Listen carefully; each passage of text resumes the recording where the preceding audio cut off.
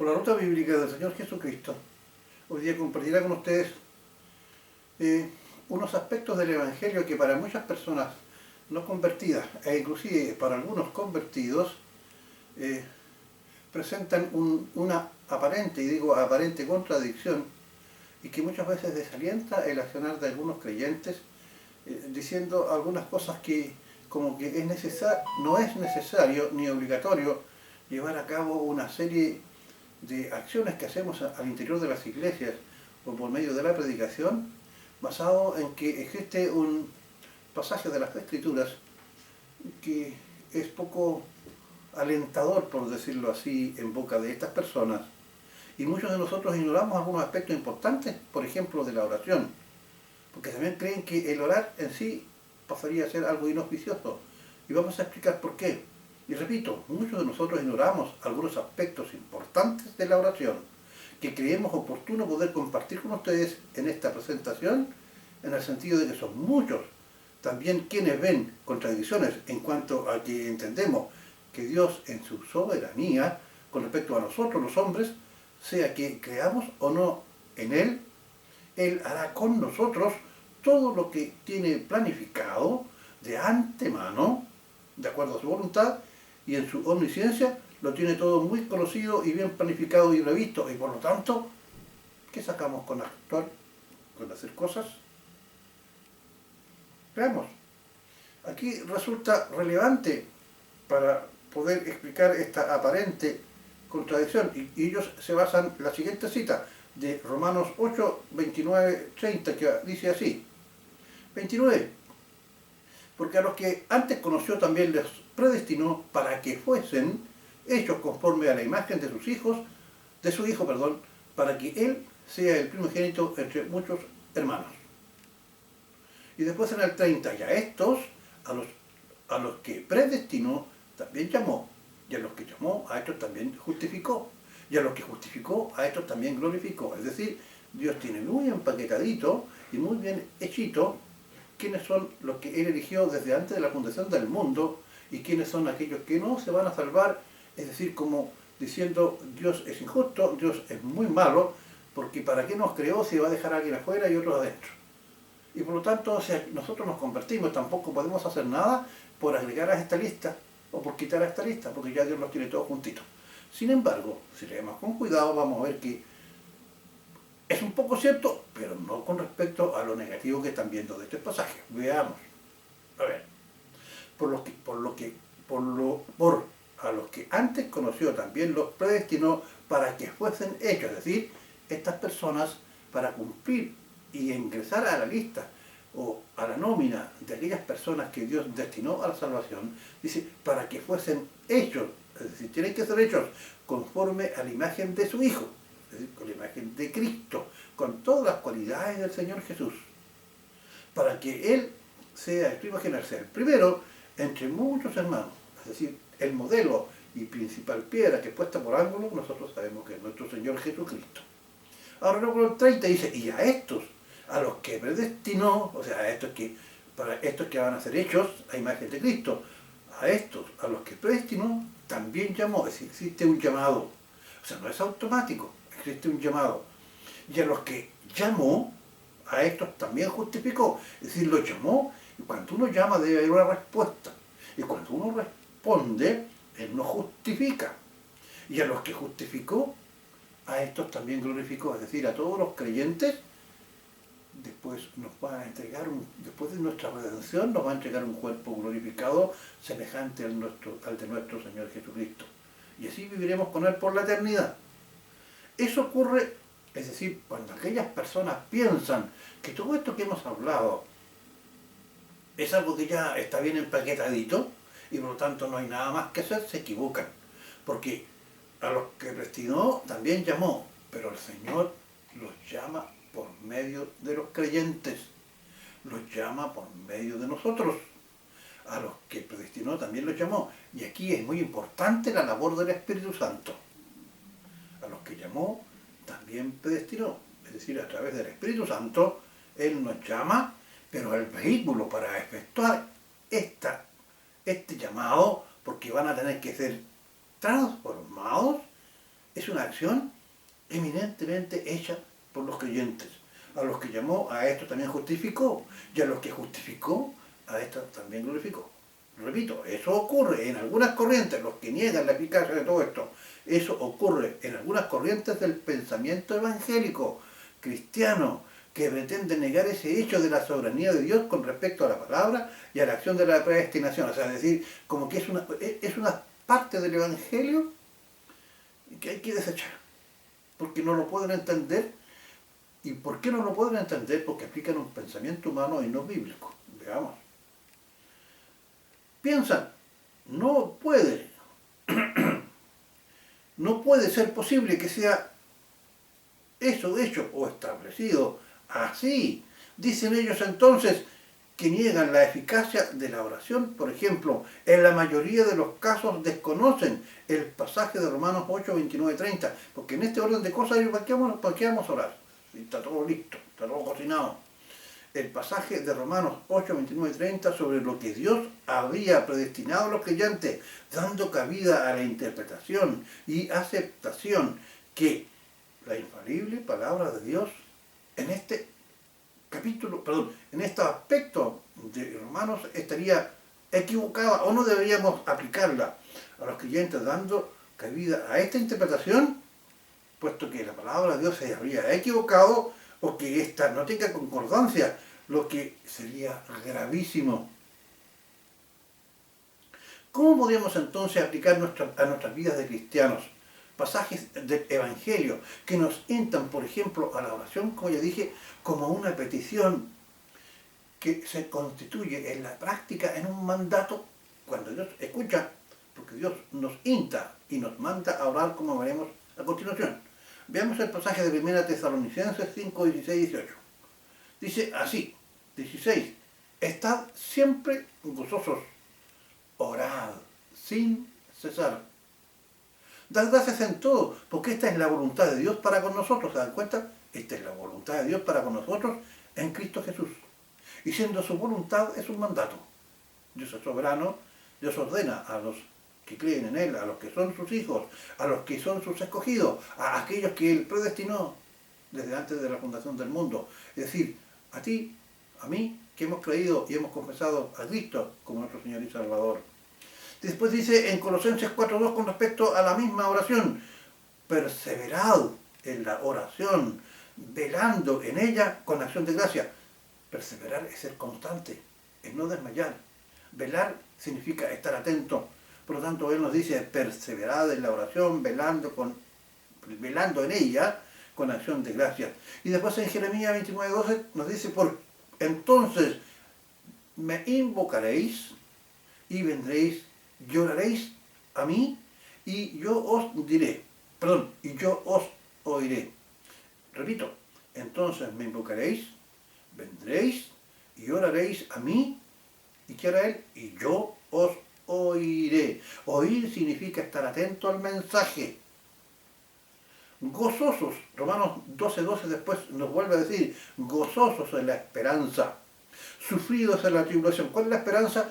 Que algún día viviremos con el Señor por siempre, por toda la eternidad, que porque somos salvos, porque hemos sido escogidos, porque hemos sido predestinados. Gozosos en la esperanza, sufridos en la tribulación, constantes en la oración. Además, fíjese usted, estimado que me está viendo y escuchando, existen 66 pasajes bíblicos con mención relativas a que tenemos que orar. Bueno, a continuación haremos armonizar mediante el Espíritu y por la gracia de Dios, o demostrar que no existe una incongruencia en las Escrituras con respecto al poder de la oración y su mandato con respecto a la soberanía expresada en su predisposición o predestinación de Dios en Romanos 8, 29 y 30, cuanto a que Él planificó de antemano toda la creación, con ella el destino del hombre, unos para salvación y otros para perdición. Dios, lo sabemos por la experiencia como creyente, jamás responderá a una oración. Santiago dice, vosotros no tenéis porque no sabéis pedir, porque pedís para vuestros deleites. Es decir, Dios jamás nos dará respuesta a la oración, a pesar que nos escucha, cuando pidamos algo que Él sabe que a nosotros no nos va a convenir, no es para nuestra edificación, sino que es para nuestra perdición. Veamos. Partiremos diciendo, como ya hemos obtenido en estudios anteriores, en cuanto a que todo aquello que para nosotros los creyentes nos parece incomprensible o confuso se constituye en un misterio que Dios nos lo aclarará a su debido tiempo. Por ello, cuando comparamos la oración como una herramienta o un mandato que no se aplica o armoniza con la predestinación, pues todo cuanto nos va a ocurrir en nuestra vida de creyentes de antemano ya está planificado por Dios, resulta evidente a la luz del Evangelio que no es así, pues ambos aspectos, lejos de ser una paradoja, son complementarios, es decir, lo que Él nos predestinó desde la fundación del mundo, ciertamente sí, que esto deja fuera cualquier otro tipo de cosa como es la oración o la acción misma que Él establece para los creyentes en la asamblea y en las iglesias. Eso está absolutamente concordante, a eso nos estamos refiriendo. Dice entonces, no es así, pues ambos aspectos, lejos de ser una paradoja, son una paradoja, son complementarios. Evidentemente lo resultante es un misterio y no contradicción, convirtiéndose así en una paradoja que se debe explicar. Primero con respecto a tener una firme convicción para nosotros los creyentes, resulta del hecho de que si disfrutamos de la gracia de haber sido escogidos desde antes de la fundación del mundo, cuanto más debemos tener confianza en que, cuando Santiago nos dice 15 y 16, Santiago 5, 15 y 16, nos dice así, y la oración de fe salvará al enfermo, es decir, cuando hay una persona enferma de alguna enfermedad del cuerpo, que nosotros llamamos a los ancianos orarán, lo ungirán con aceite, que es señal del Espíritu Santo, y después dice, y la oración de fe, en el 15, salvará al enfermo, y el Señor lo levantará, y si hubiere tenido pecados, le serán perdonados. ¿Se dan cuenta? Si todo estuviera hecho por medio de la predestinación como algo que no tiene ningún tipo de solución, en la cual tú o yo como creyente no tenemos ninguna participación, porque ese es el hecho, no tendría razón de ser lo que nos está mandando en Santiago, el 5.15, cuando nos dice, y repito, y la oración de fe salvará al enfermo, y el Señor lo levantará. ¿Quiénes son los que tienen fe en Cristo Jesús y oran en fe? Los creyentes. Y si hubiere cometido pecados, le serán perdonados. No solamente se salvará con respecto a con respecto a la enfermedad del cuerpo. Si cree en el Señor Jesucristo, ¿no es cierto?, sus pecados le serán perdonados. Muchas personas que han creído por medio de una salvación de su cuerpo han reconocido al Señor Jesucristo como su Señor y Salvador. Recuerden la parábola de los 10 leprosos, solamente uno que fue sanado volvió, aceptó al Señor Jesucristo en su corazón. 16. Confesad vuestras ofensas unos a otros y orad unos por otros para que seáis sanados. Y aquí viene, la oración eficaz del justo puede mucho. ¿Quién es el justo? Es aquel creyente que lleva una vida temerosa del Señor y trata de agradar a Dios. Ese hombre o mujer que le ora al Señor, en fe, en plena fe, la oración eficaz de ese justo, dice, puede mucho. Segundo aspecto, nosotros los hombres bajo toda condición de nuestra vida tomamos un sinfín de determinaciones, hacemos o dejamos de hacer algo, decimos o nos callamos, juzgamos o nos abstenemos, lo que significa que somos seres activos, dotados de lo que nosotros llamamos libertad humana, en virtud de la cual respondemos ante los hombres o ante Dios. Pero ello no está contraviniendo cualquier acto o decisión soberana de Dios. Veamos, Efesios 1:11.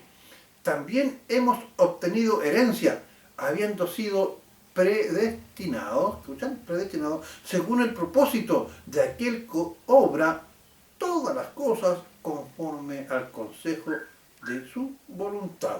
Y luego en Efesios 2:10, pues somos la obra maestra de Dios. Él nos creó de nuevo en Cristo Jesús, a fin de que hagamos las cosas buenas que preparó para nosotros tiempo atrás. Predestinación, ¿verdad? Tiempo atrás. Podemos decir con base a estos pasajes que Dios tenía predestinado para nosotros una serie de cosas en nuestro beneficio, comenzando con nuestra salvación, con base a su voluntad, propósito, y así vivimos y hacemos. Proverbios 16:9 nos dice, el corazón del hombre traza su rumbo, pero sus pasos los dirige el Señor. Por ello, en cuanto a nuestro hacer, en él orar. ¿Se da cuenta? Proverbios 3, 5 y 6, ¿qué dice? Confía en el Señor de todo corazón y no en tu propia inteligencia. Reconócelo en todos tus caminos y Él allanará tus sendas.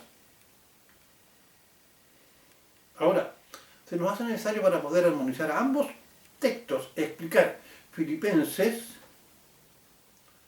2, 12 y 13. Dice así, por tanto, amados míos, como siempre habéis obedecido, no como en mi presencia solamente, sino mucho más ahora en mi ausencia, ocupaos en vuestra salvación con temor y temblor. Algunos equivocadamente interpretan este pasaje del temor y temblor como dicen, la salvación se pierde. Tenéis que tener miedo si no se pierde. No, es algo distinto, como lo vamos a ver. Nosotros debemos preocuparnos de nuestra salvación. Porque Dios dice, en la hora 13, porque Dios es el que en vosotros produce así el querer como el hacer por su buena voluntad. Y esta es la obra del Espíritu Santo. Ahora, ¿qué quiere decir este pasaje? Este pasaje es simple, pero que tiene mucho misterio para algunas personas. Porque cuando dice, porque Dios es el que en vosotros produce así el querer como el hacer por su buena voluntad, Dios pone en nuestro corazón aquel sentimiento para poder llegar al conocimiento de Cristo y poder llegar así a la salvación. Y es por eso que nosotros, tanto los que creemos, debemos preocuparnos ahora en la salvación de todos, no vuestra, dice, ¿no es cierto?, de vuestra salvación con temor y temblor. Es decir, tenemos que tener una preocupación preferente para poder llegar no solamente nosotros a ser salvos, sino que a todos aquellos a los cuales el Señor ponga en su corazón por su Espíritu el deseo de poder aceptarle a Cristo. Pero ¿cómo podrán aceptarle si hubiese quienes le enseñaran? Porque los hombres deben ser enseñados para poder saber qué es necesario para que yo sea salvo. ¿No saben ustedes que a Cornelio el eunuco le preguntó, ¿qué es necesario para que yo sea salvo? Y él le dice, cree en el Señor Jesucristo y serás salvo tú y tu casa. Es decir, él iba a ser salvo por la fe en Cristo y su casa, es decir, sus hijos, su familia, podían tener también la posibilidad, si el Señor les ponía en su corazón el querer como el hacer y se les anunciaba el Evangelio, ellos podían ser salvos. Porque la salvación no es por herencia, no es por voluntad, no es por sangre, es decir, un hijo de un creyente, no necesariamente por el solo hecho de nacer de un creyente, que el creyente sea su padre, no por ello es salvo, sino que es según la voluntad de Dios. Ahora, en ese contexto de nuestra relación con Dios, esa comunicación se realiza por medio de la oración, en forma personal, interna, entre el hombre y su Creador. Y esta tiene plena vigencia, eficacia e importancia, justamente esta comunicación por medio de la oración. Fíjese usted que el Salmo 34, 17 al 19 nos dice, clamad los justos y Jehová oye y los libra de todas sus angustias. Cercano está Jehová a los quebrantados de corazón y salva a los contritos de espíritu. Muchas son las aflicciones del justo, mas todas ellas las librará Jehová. ¿Se dan cuenta? Lo importante que es la oración, lo importante es aquel mensaje que Dios tiene para aquellos que son incrédulos, para que puedan llegar a ser hombres justos por medio de el conocimiento de la palabra, siendo predestinados por Dios en esa condición de justicia. Dios nos oye, nos libera. La oración tiene concordancia con el que Dios nos ha predestinado a la salvación, pues siendo salvos por esa, Él nos escucha. Por último, en cuanto a que si Dios ha destinado a los salvos, sabe quiénes son, por lo que nos vale la pena predicar, dicen algunos, pues no habrán más salvos que los que Él, en su soberanía, voluntad y predestinación, quiera salvar. Bueno, aquí es necesario, para aplicar dos textos bíblicos que se refieren a la importancia que tiene el creyente para el incrédulo, la acción que nosotros los creyentes tenemos con respecto a la salvación. Veamos, solo Dios conoce a los que son salvos. Ellos es de acuerdo a sus atributos de omnisciencia y nosotros no. Dios ha puesto una forma para que se cumpla su propósito. En ese propósito que ha formulado, nosotros tenemos un papel central como instrumentos de Dios por medio de su Espíritu. Primero, con respecto a los creyentes, en Ezequiel 33, del 1 al 6, nos habla de cuál es la importancia del creyente con respecto a que las personas puedan ser reconocidas y ser salvas porque fueron destinadas a ser salvos, pero para poder ser salvos deben ser capaces de conocer el Evangelio, aceptar al Señor Jesucristo y ser salvos. Y allí entonces el papel importante que juegan nosotros los creyentes, especialmente aquellos que hemos elegido el ministerio de poder enseñar y predicar. Veamos. Eso está escrito en Ezequiel 33, del 1 al 6, el deber de la atalaya. Vino a mí palabra de Jehová diciendo, Hijo de hombre, habla a los hijos de tu pueblo y diles, cuando trajere yo espada sobre la tierra, el juicio, cuando trajere yo espada sobre la tierra y el pueblo de la tierra tomare un hombre de su territorio y lo pusiera por atalaya, ¿quiénes son aquellos? Aquellos siervos que están encargados de la enseñanza y de la predicación del Evangelio, y aquí estamos todos incluidos. El Señor nos entregó a nosotros el ministerio de la reconciliación, es decir, Dios estaba reconciliando al mundo por medio de la muerte del Señor Jesucristo en la cruz. Y cuando dice que Dios nos entregó el ministerio de la reconciliación, significa que tú y yo, todos los creyentes, no solamente un pastor, no solamente un evangelista, no solamente un predicador, todos debemos ser capaces de poder llevar a los incrédulos a los pies de Cristo. Pero los atalayas son aquellos que se han destinado o han abrazado el ministerio de la predicación, del pastoreo, de la enseñanza, etc.